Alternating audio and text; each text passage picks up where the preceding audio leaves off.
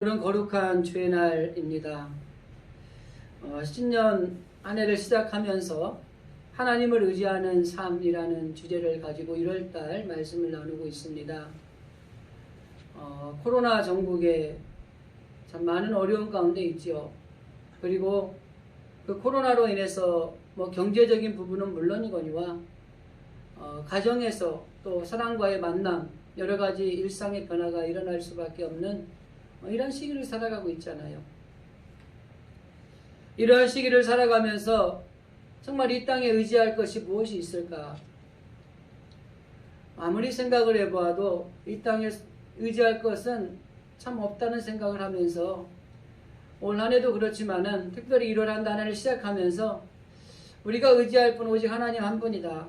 하나님을 의지하는 삶을 살아가므로 정말 우리가 이 땅의 어려운 일들을 이겨내는 그런 승리의 삶을 살았으면 좋겠다. 그런 마음으로 1월 한 달 하나님을 의지하는 삶이라는 주제를 가지고 말씀을 나누고 있습니다. 그래서 우리가 의지하고 또 우리가 신뢰한 하나님 어떤 하나님이신가 알아야 우리가 그 하나님을 의지하지 않겠습니까?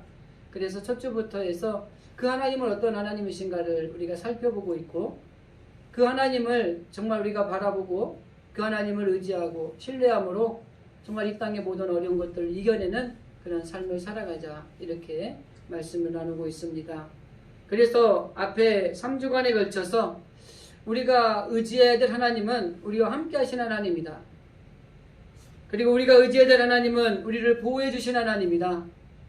그리고 우리가 의지해야 될 하나님은 나의 힘이 되시는 하나님이다. 이렇게 3주간에 걸쳐서 말씀을 나누었습니다.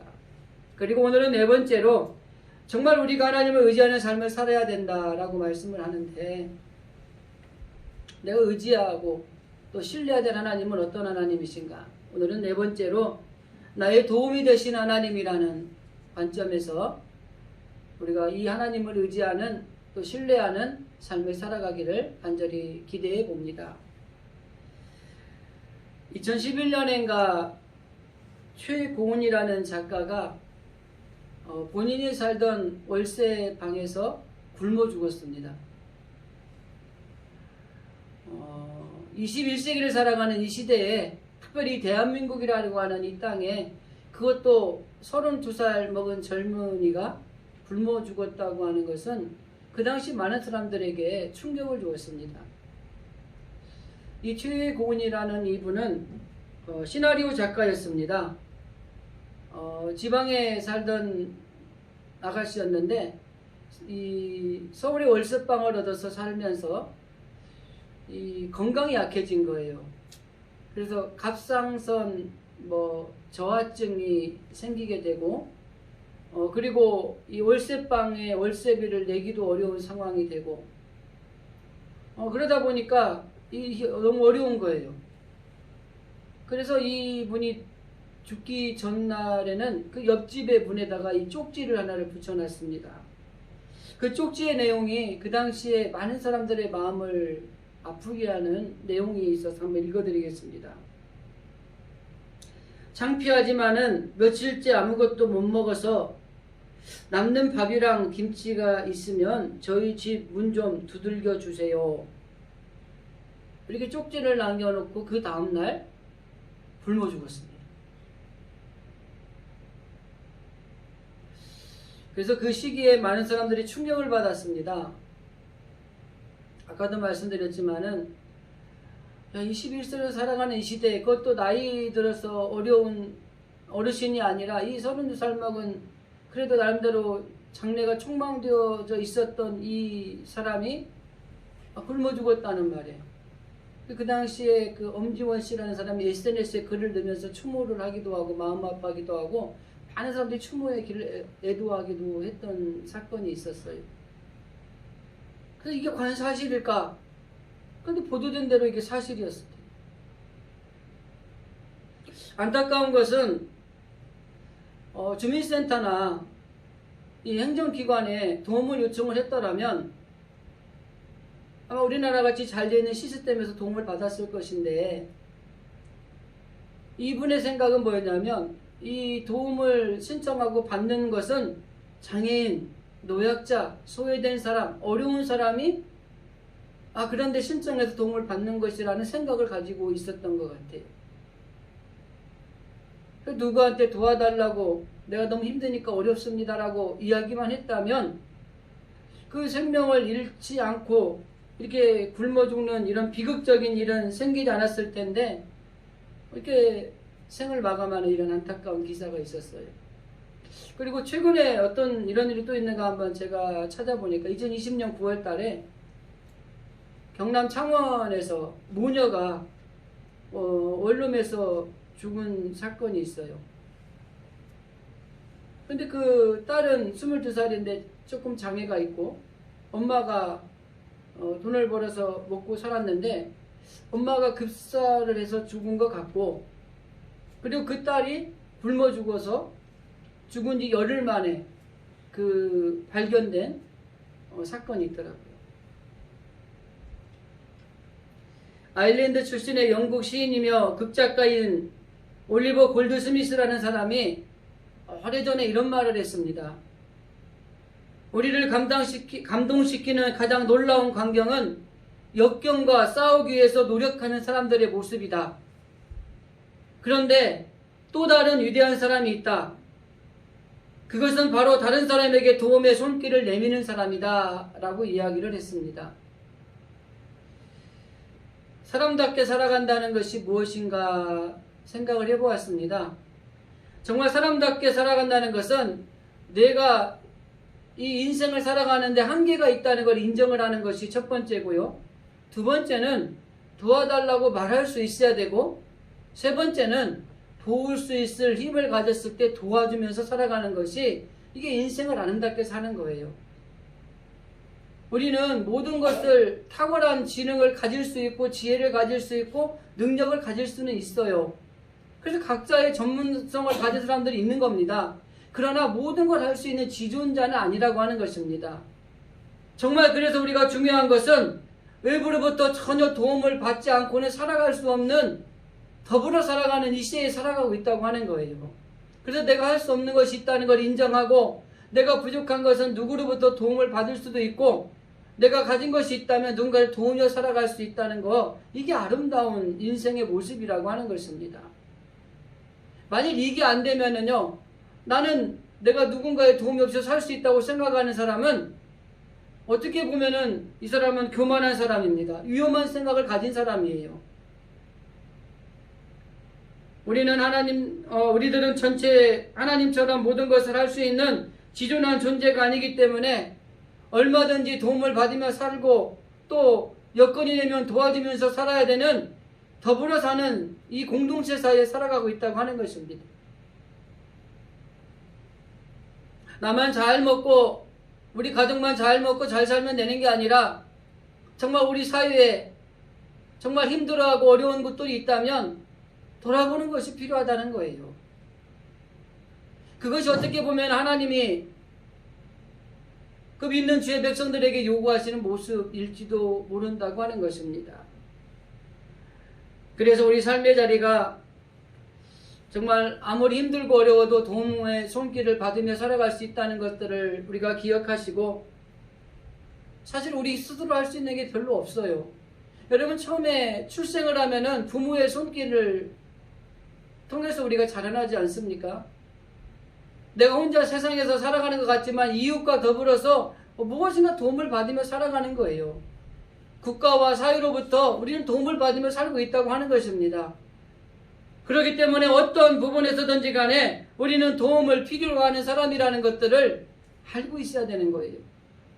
서두에 말씀드렸던 최고원이라고 하는 작가나 정말 어려운 소외된 곳에서 이 21세기를 살아가는 대한민국에서 이런 안타까운 일들이 일어나는 것 자체, 정말 우리가 도움을 요청할 수 있는 것도 필요하다고 하는 것입니다.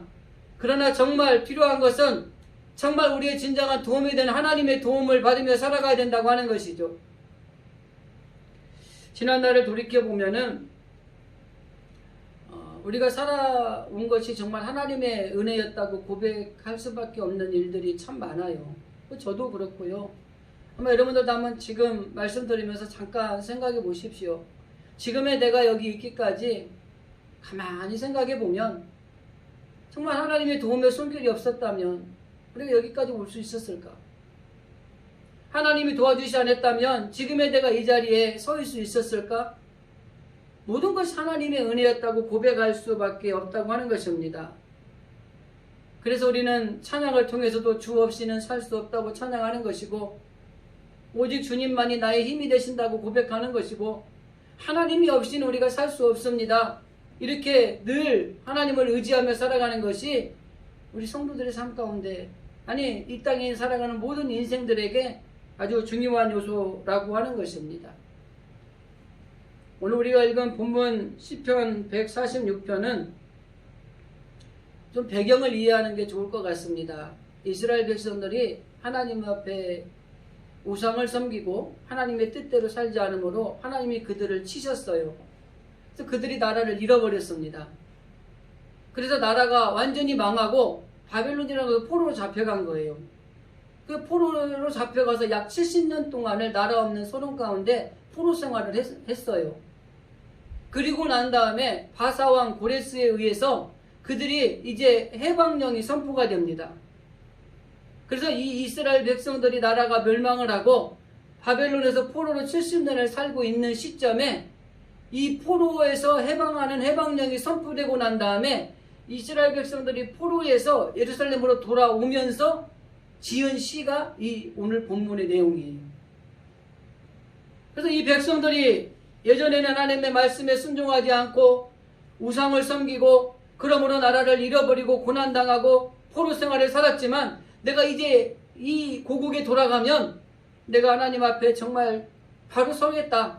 그리고 성벽을 무너진 것들을 보수를 하고 내가 잘 살아보겠다. 이렇게 결단하고 있는 모습이에요. 그런데 막상 이들이 예루살렘에 왔는데 옛날에 자기들이 살던 땅에 이들이 나라가 망하고 난 다음에 그 바벨론 왕이 그곳에 사마리아에 살던 사람들을 다 그곳에 이주를 시켜서 살게 했어요. 그래 70년이 지났으니까 그 땅은 우리 땅이 아니라 지금은 사마리아인들이 살고 있는 이방 민족이 사는 땅이 돼버린 거예요. 그래서 돌아왔지만은 자기들의 기득권을 주장할 수도 없고 어려운 상황입니다. 예루살렘 성전을 회복하고 그 다음에 성벽을 세우고 하나님의 나라를 세우려고 애를 쓰는데 이게 뜻대로 안 되는 거예요. 기존에 살던 사마리아인들은 성전이 세워지는 걸 원치 않습니다. 성벽이 세워지는 것 또한 원치 않고요. 그들이 돌아와서 이 땅에 자리 잡는 걸 기뻐하지 않는 거예요. 그래서 그 바사 왕국의 그 고위 관리들에게 뇌물을 주어가지고 이 이스라엘 돌아온 백성들을 모함하는 거예요. 이들이 돌아와서 성전을 다시 세우고 성벽을 다시 건축하고 그리고 나서 하나님의 나라 자기의 민족이 세워지면 바사 왕에게 이 조세도 내지 않을 것이고 위험한 인물이 됩니다. 그러니까 가만히 생각해 보니까 이 바사 왕이 그런 것 같아요. 그래서 그들이 돌아가긴 했지만은 성전도 그리고 성벽도 아무것도 하지 말라고 중지명령을 내리는 거예요. 그러한 상황 속에 이스라엘 민족들이 돌아갔지만 어찌할 바를 몰라 아무것도 할 수 없는 상황에 놓여 있을 때, 불안하고 두려움 가운데 있을 때에 하나님께서 이 시편 146편의 이 저자를 통해서 이스라엘 민족들에게 주신 말씀이 오늘 우리가 읽은 본문이에요. 그 본문은 두려움에 빠져있고 불안 가운데 빠져있는 이들에게 선지자를 통해서 주시는 말씀이 바로 오늘 본문에 있는 말씀입니다. 너희는 이전에 하나님의 은혜를 기억하라. 도울 사람이 없다고 낙심하지 마라. 야곱의 하나님이 도우실 것이고 하나님을 의지하고 그분께 소망을 두라. 그러면 하나님이 너희를 도와주셔서 환난에서 구원해 주시고 복을 내리실 것이다. 이렇게 이야기를 하는 거예요. 그런데 이거는 그 당시에는 이루어지지 않았지만은 BC 444년에 페르시아 제국의 술 맡은 관원장으로 있었던 느헤미야라고 하는 사람을 통해서 3차로 이스라엘 민족들이 포로지에서 고향에 복귀를 합니다. 그때 복귀를 했을 때 느헤미야에 의해서 하나님이 지금 말씀하신 이 말씀이 성취가 돼요. 52일 만에 그 예루살렘 성벽을 완공을 합니다. 기적 같은 일이 일어나는 거죠. 오늘 이 본문에 나온 배경을 통해서 오늘 우리가 읽은 본문의 시인이 이렇게 두 가지를 질문을 합니다. 오늘 우리 예배를 드리고 말씀을 듣는 저와 여러분에게도 오늘 말씀을 통해 하나님께서는 두 가지 질문을 합니다. 첫 번째, 어떻게 하나님이 우리의 도움이 되시는가? 여러분의 삶 가운데 정말 힘들고 어려운 일을 만날 때 하나님이 어떻게 나에게 도움이 되실까? 이게 첫 번째 질문입니다. 두 번째는 우리가 왜 하나님만을 의지하고 그분께 소망을 두어야 되는가? 이게 두 번째 질문이에요. 여러분, 우리가 말은 많이 듣잖아요. 목사님들 설교할 때도 그렇고 성경을 봐도 그렇고 하나님을 의지해야 됩니다. 왜 하나님을 의지해야 되는 것입니까? 정말 우리가 하나님이 도우시는 하나님이 어떤 하나님이신가? 그리고 왜 하나님께 소망을 두라고 이야기를 하는가? 오늘 우리가 읽은 6절에서 9절까지 말씀을 제가 한번 여러분이 이해하기 쉬운 현대어 성경으로 한번 읽어드리겠습니다. 여호와는 천지 바다와 그 가운데 있는 모든 것들을 창조하신 분이시다. 언제나 약속을 지키시는 분이시고 그분은 억눌린 자를 위해서 공정한 판단을 내리시며 굶주린 자에게 먹을 것을 주시고 갇힌 자를 석방하신다. 그는 소경의 눈을 뜨게 하시고 넘어진 자를 일으키시며 의로운 자를 사랑하신다. 여호와는 나그네를 보호하시고 고아와 가부를 돌보시지만 악인의 계획은 좌절시킨다. 하나님이 우리의 도움이 되시는가? 왜 그분에게 소망을 두고 그분을 의지하며 살아야 되는가에 대한 질문의 대답이 오늘 6절과 9절의 말씀에 있다고 하는 것입니다. 나그네 과부를 비롯해서 억눌린 자, 억울한 자, 소외된 자, 문제 속에 빠져 있는 자를 도울 수 있는 분은 오직 하나님 한 분밖에 없다고 하는 것입니다. 세상에 있는 것들이 뭔가 구원해 줄 것 같고 세상에 있는 사람들이 우리를 건져줄 것 같지만 그렇지 않다고 하는 것입니다. 그러면서 분명히 말합니다. 여호와는 나그네를 보호하시고 고아와 가부를 돌보시지만 악한 자들의 계획은 좌절시킨다는 것입니다. 그러면서 5절에서 이렇게 말씀합니다. 야곱의 하나님으로 자기 도움을 삼으며 여호와 자기 하나님께 그 소망을 두는 자는 복이 있다, 이렇게 말하고 있는 것입니다. 정말 우리가 이 땅에 살아가는 어떤 것들로부터 도움을 받고 살아가는 것 같지만 그건 일시적인 것에 불과하다고 하는 것입니다. 진정 우리를 도울 수 있는 분은 하나님 한 분밖에 없다고 하는 것이 오늘 시편의 저자가 말씀하고자 하는 중요한 내용입니다. 그 하나님이 우리의 유일한 소망인 거예요. 뒤에 가서 말씀을 드리겠지만은 세상이 뭘 해줄 것 같은데 여러분, 시간이 지나고 나면 세상이 뭐 해주는 게 아니라 더 우리를 좌절시키게 되는 경우가 참 많아요. 그런 하나님께 소망을 두고 하나님을 의지하는 삶을 살아가는 자에게는 결국 하나님이 예비하신 복을 우리에게 주신다고 하는 것이 오늘 시편의 저자가 우리에게 주시고자 하는 메시지의 핵심이라고 하는 것입니다. 그래서 저는 오늘 이 말씀을 중심으로 서론, 본론, 결론적으로 몇 가지 제언을 하려고 합니다. 첫째, 도움을 힘이 없는 인생을 의지하지 말아야 된다는 것입니다.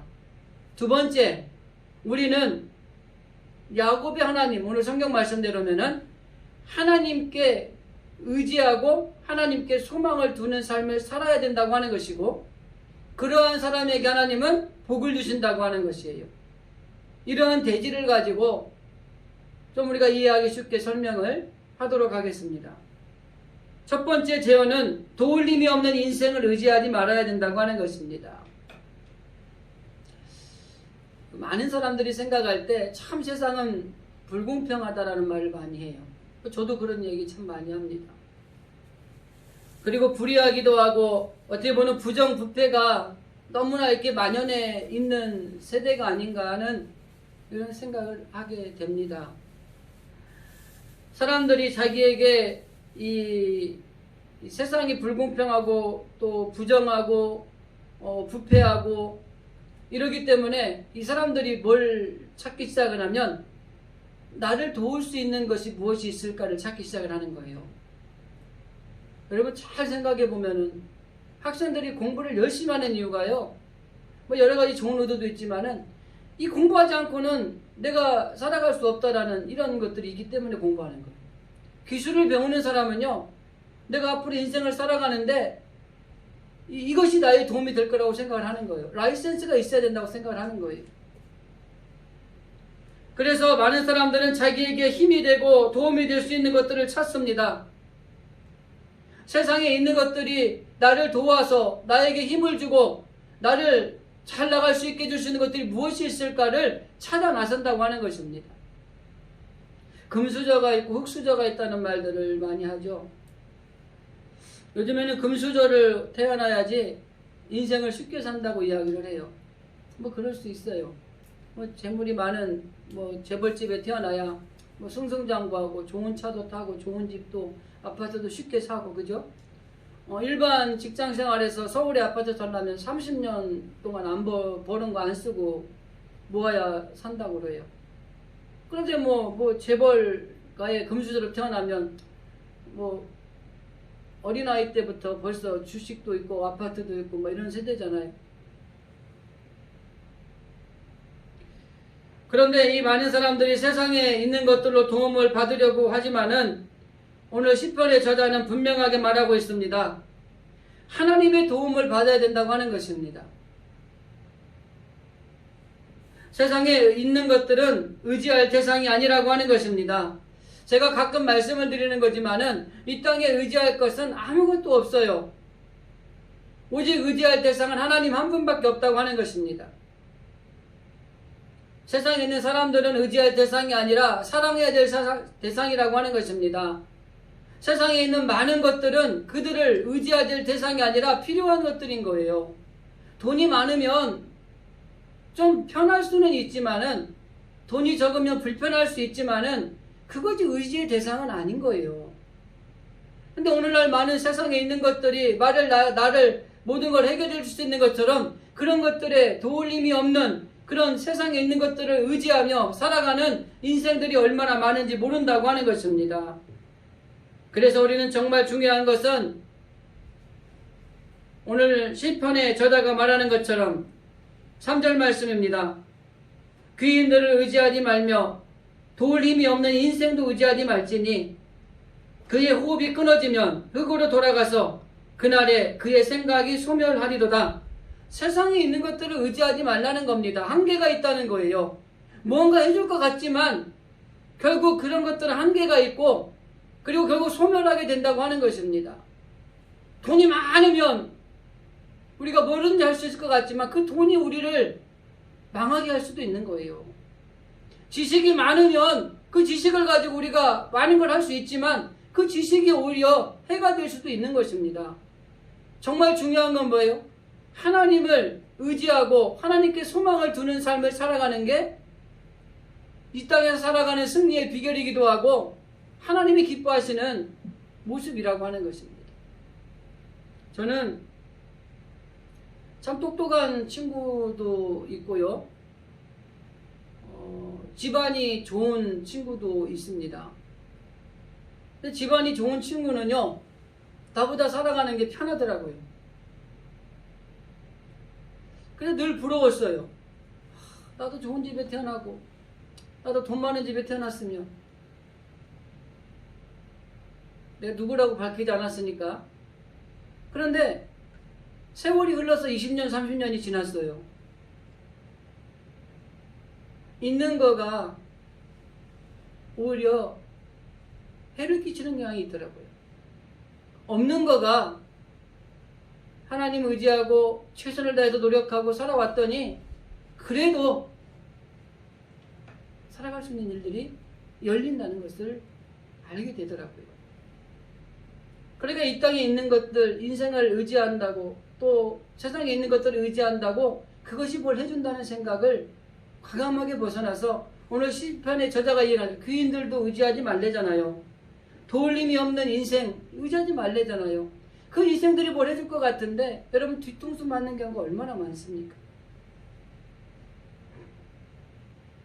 사마리아 백성들이 이스라엘을 모함해서 성전을 건축하지 못하고 성벽을 재건하지 못하도록 회방을 놓았습니다. 그런데 이스라엘 백성들은 맞서 싸울 힘도 없었어요. 돈도 없었어요. 권력자들은 알지도 못했어요. 그런데 그들에게 하나님이 분명히 말해요. 방백들, 귀인들을 의지하지 말고 그들이 도울 것 같은데 그들의 인생도 의지하지 말라는 거예요. 그러면서 분명하게 두 번째 제안으로 나갑니다. 이 야곱의 하나님으로 네 도움을 삼아라. 자기가 믿는 하나님께 소망을 두어라. 그래야 복이 있다는 거예요. 우리가 지식을 가지기 위해서 공부 열심히 해야 됩니다. 기술을 가지기 위해서 열심히 공부해야 돼요. 그러나 그 지식을 의지하는 게 아니고 기술을 의지하는 게 아니라 하나님께 소망을 둬야 돼요.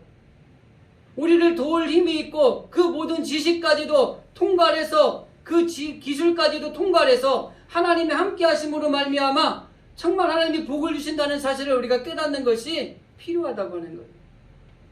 저는 예전에 공부 잘하는 학생을 상담을 한번 한 적이 있는데 공부를 넌 참 잘하는데 그렇게 해서 이렇게 공부를 열심히 하니 좋은 대학을 가려고 그러는데 좋은 대학에 가서 뭐하게? 좋은 대학에서 졸업을 하고 나서 좋은 직장을 갈 거라는 거예요. 좋은 직장에 가서는 뭐 할 건데? 좋은 직장에 가서 좋은 배우자를 만날 거라는 거예요. 좋은 배우자를 만나서 어떻게 하는데 열심히 일해서 좋은 집도 사고 좋은 차도 사고 빨리 이렇게 얘기하는 거예요. 내가 이 친구가 잘못하면은 이 공부 잘하는 것 때문에 망하겠구나. 그래서 다시 한번 질문을 했어요.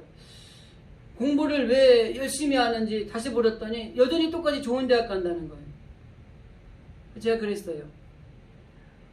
이 공부를 열심히 해서 좋은 대학을 가고 좋은 직장을 가고 좋은 배우자를 만나고 좋은 차를 타고 좋은 집을 얻어서 행복하게 살아갈 수는 있어. 그런데 그게 목적이 되면 그것이 오히려 해가 될 수가 있어. 내가 공부를 열심히 하는 목적은 이 공부를 열심히 해서 하나님의 나라와 하나님의 뜻을 이루는 중요한 제목이 되기 위해서 공부를 해야 되는 거예요.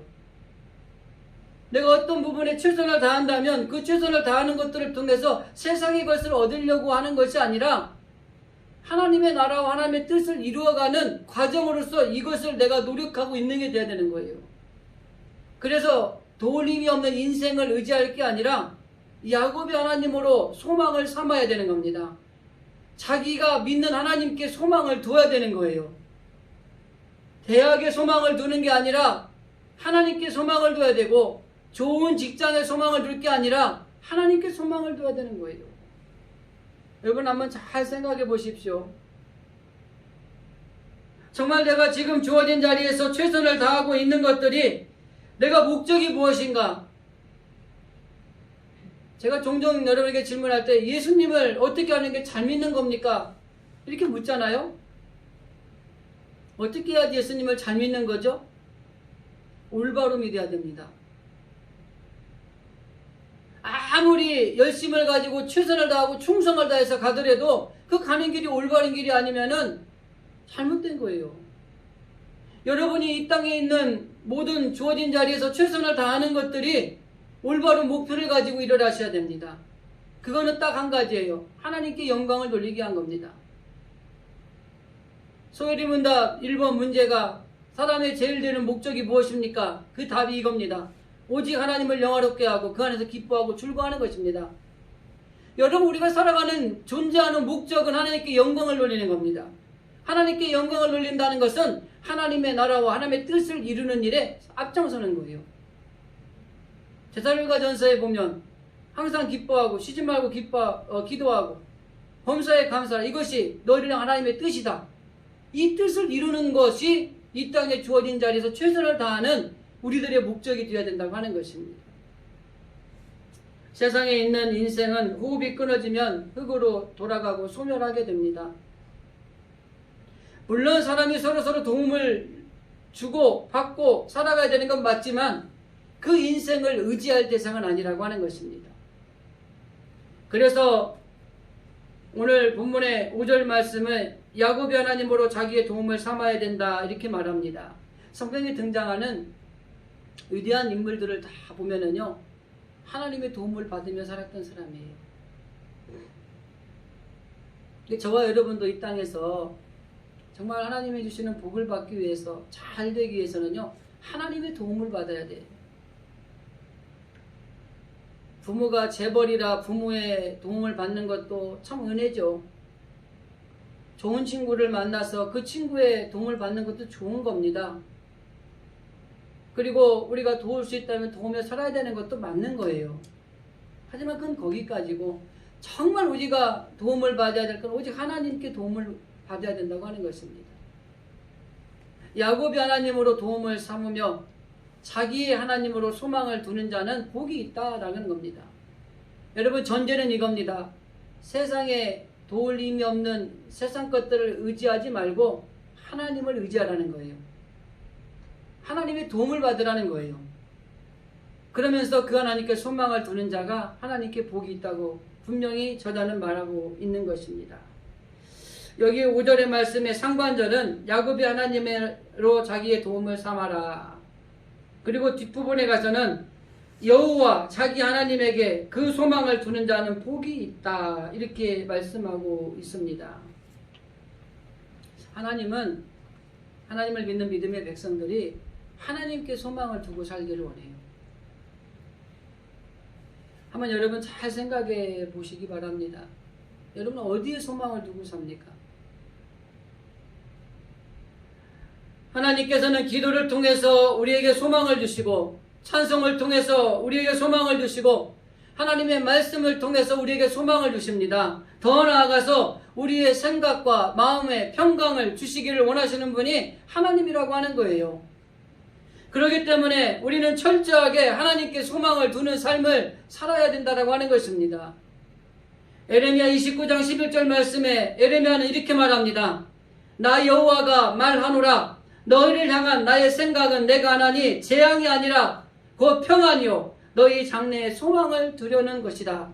하나님이 이스라엘 백성들에게 가지고 있는 것은 재앙이 아니라 평안이고, 그들에게 장래의 소망을 가지게 만들어주는 것이 하나님이 가진 뜻이라는 겁니다.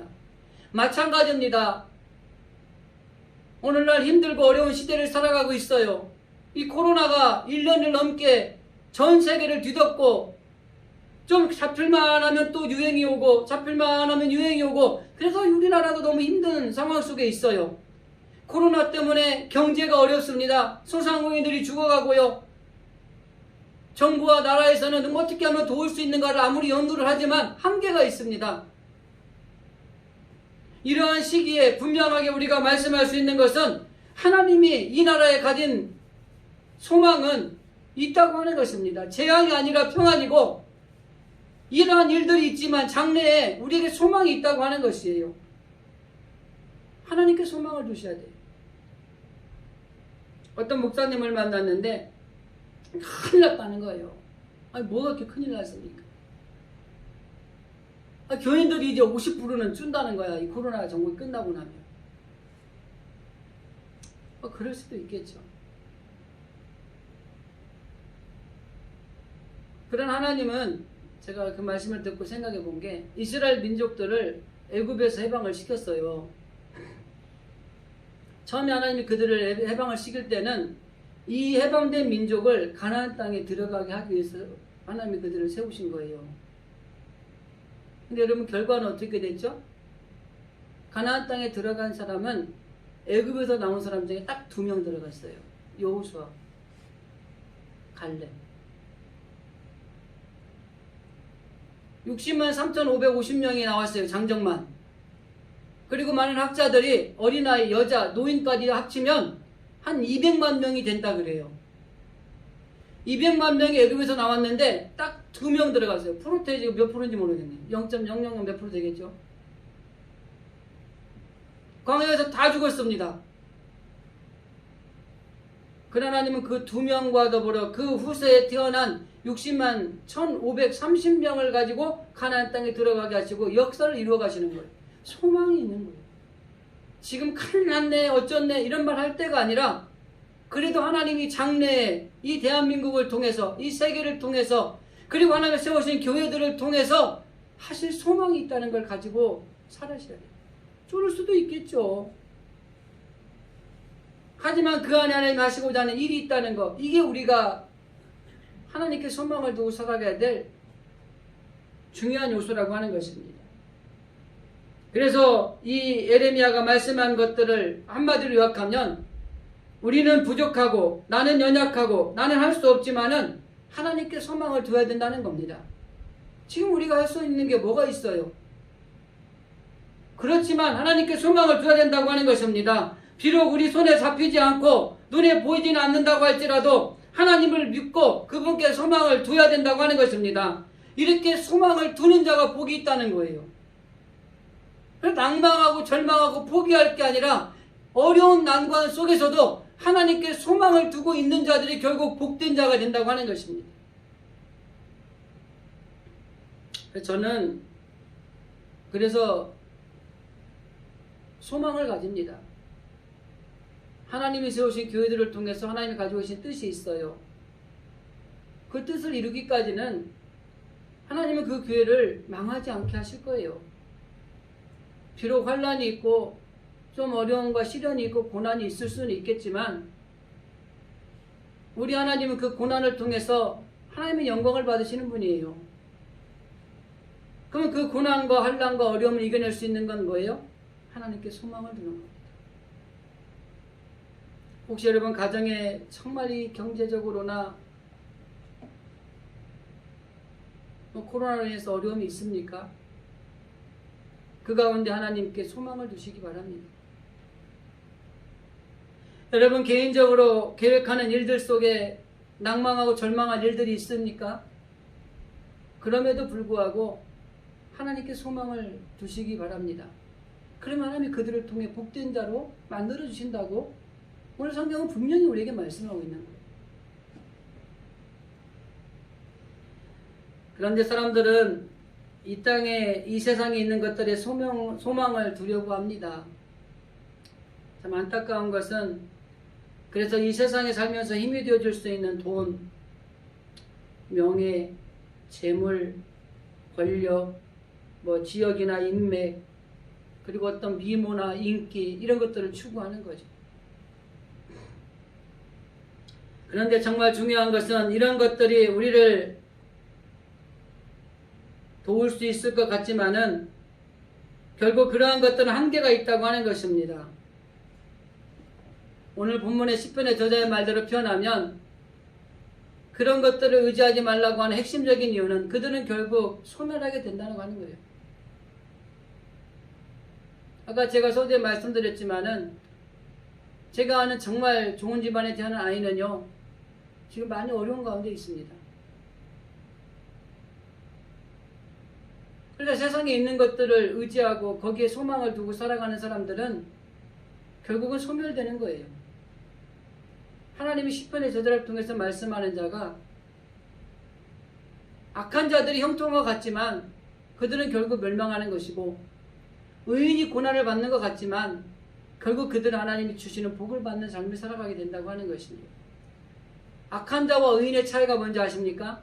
악한 자는 세상에 소망을 두고 살아갑니다. 의로운 의인은 하나님께 소망을 두고 살아가는 거예요. 그래서 현실이 지금 힘들고 어렵다 할지라도 세상에 나를 슬프게 하고 아프게 한다 할지라도 이 세상이 코로나에서 어려움이 우리를 덮친다 할지라도 그래도 하나님께 소망을 두고 살아가는 사람은 결국에는 하나님이 주시는 복된 자, 하나님이 예비하신 복을 받는 그런 주의 자녀들이 된다고 하는 것입니다. 그래서 바울도 디모데에게 편지하면서 이렇게 권면합니다. 내가 이 세대의 부한 자들을 명하여 마음을 높이지 말고 정함이 없는 재물에 소망을 두지 마라. 재물에 소망을 두어서는 낙심하고 절망하는 사람들이 정말 얼마나 많은지 모릅니다. 결국 그것이 우리를 힘들게 만든다고 하는 것입니다. 재물은 있으면 좋은 거예요. 돈은 많으면 좋은 겁니다. 그러나 그것이 의지의 대상이 돼서는 안 됩니다. 제가 보니까요, 주머니에 돈이 많으면 편하더라고요. 친구를 만나도 편하고요, 어디를 가도 편하고요. 근데 주머니에 돈이 없으면 불편해요. 친구를 만날 때 나가야 되나 말아야 되나 고민하게 되고요. 그뿐이에요, 여러분. 그래서 이 재물에 소망을 두지 말고 하나님께 소망을 둬야 된다는 거예요. 하나님께 소망을 둬야 되는 이유는 딱 한 가지입니다. 그게 그 사람이 복된 자라는 겁니다. 우리나라는요, 복자를 너무 좋아해요. 복을 너무 좋아하다 보니까 복권이 왜 나온잖아요. 복권에서 복자가 들었어요. 거기도 복을 너무 좋아해. 근데 복을 좋아하는데 복받을 행동을 안 해. 하나님께 소망을 둬야지 복을 받는데 뭐 부처한테 가서 빌고 막 세상에 있는 것들 따라다니고 막 이러고 있는 거예요. 그럼 그 복을 받겠어요? 다 소멸하는 안개와 같이 없어지는 것들인데. 말씀을 정리하겠습니다. 여러분, 세상에 있는 사람들이 언제 교회를 찾아오는지 아십니까? 잘 나갈 때는 안 옵니다. 있는 거 없는 거 다 이제 빼앗기고 없어지고 힘들고 몸도 약해지고 그리고 나면 깨닫고 돌아오는 경우가 많아요. 뭐 그것도 은혜죠. 그때도 깨닫지 못하면은 참 힘든데. 그러면 교회는 그 찾아오는 사람들에게 뭘 줘야 됩니까? 세상이 줄 수 없는 걸 줘야 돼요. 근데 오늘날 안타까운 건 다 잃어버려서 교회를 찾아오는 사람들에게 세상이 주는 걸 주려고 하는 교회들 너무 많아요. 재물, 어떤 그 이상의 것을 교회는 줄 수 있어야 됩니다. 조금 더 디테일하게 들어가면 세상에 있는 사람들이 교회를 찾아오는 경우는요, 법으로나 어떤 병원에서나 해결할 수 없을 때에 교회를 찾아와요. 하나님 앞에 엎드린다는 거예요. 그러면 교회는 뭘 줘야 되느냐? 하나님을 믿으면, 하나님께 소망을 두면 하나님이 복된 자로 만들어 간다는 확신을 줄 수 있어야 돼요. 그런데 오늘날 교회가 세상에서 더 이상 얻을 게 없어서 교회로 찾아오고 하나님 앞에 나왔는데 세상에 있는 것들을 자꾸 주려고 하는 거예요. 그러니까 안 맞는 거예요.